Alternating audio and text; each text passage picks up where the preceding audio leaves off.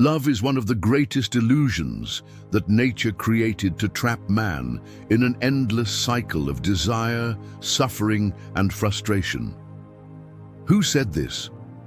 Arthur Schopenhauer, one of the greatest philosophers of the 19th century, known for his critical, dark, and extremely realistic view of human existence. His thinking helps us understand something fundamental. The pain you feel from love is not your fault, but rather from an instinct programmed to dominate you. Heir to wisdom, this is the legacy I want to leave for you. Schopenhauer believed that romantic love is nothing more than a biological trick of nature to ensure the reproduction of the species. When you think you're in love, you're actually being manipulated by an unconscious impulse that pushes you toward what would biologically be an ideal partner to propagate your genes. Passion, according to him, is a trap. It blinds, addicts, enslaves, and then leaves you empty. And why does this happen? Because you're not in love with her. You're in love with the image you created of her. This idealization is the poison. You don't see the person as she is. You see what you want to see. You project onto her your fantasies, your emotional needs, your unresolved traumas. And this image, this projection, becomes a mental idol.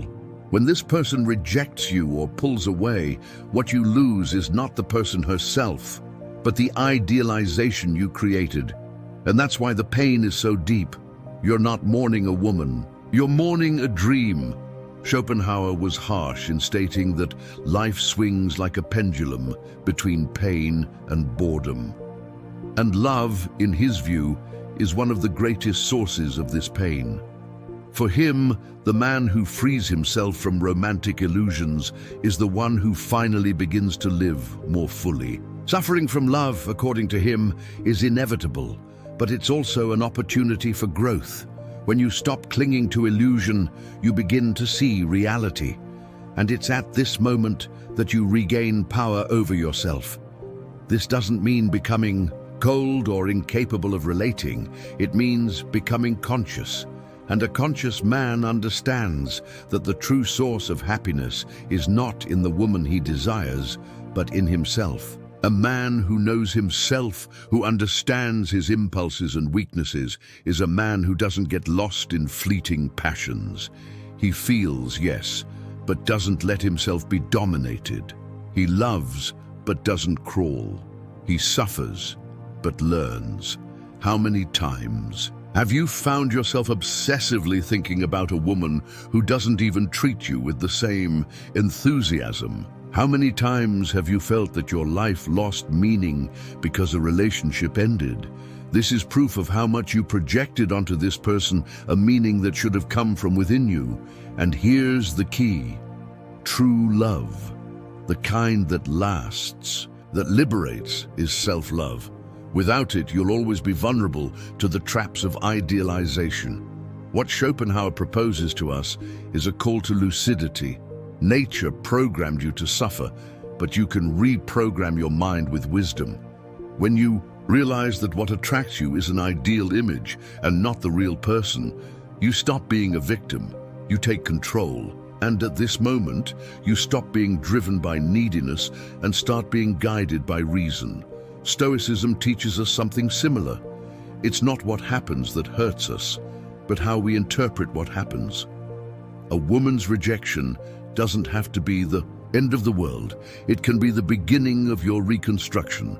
Marcus Aurelius wrote that if it's in your power, why are you disturbed? If it's not in your power, why are you disturbed?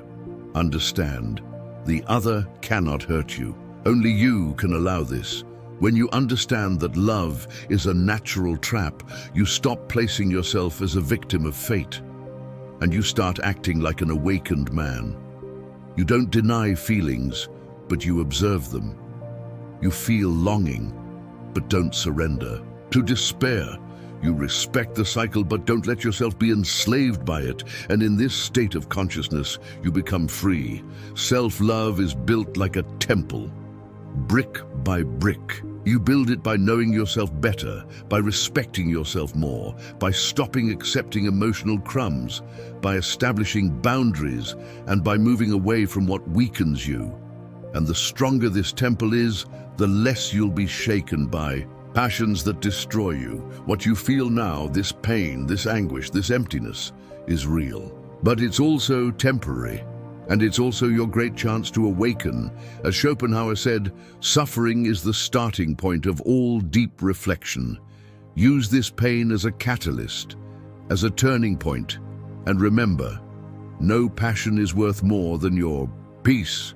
If this video helped you see love with different eyes, share it with another man who needs to open his eyes too. And write in the comments, I choose truth, not illusion. Until the next video, heir to wisdom.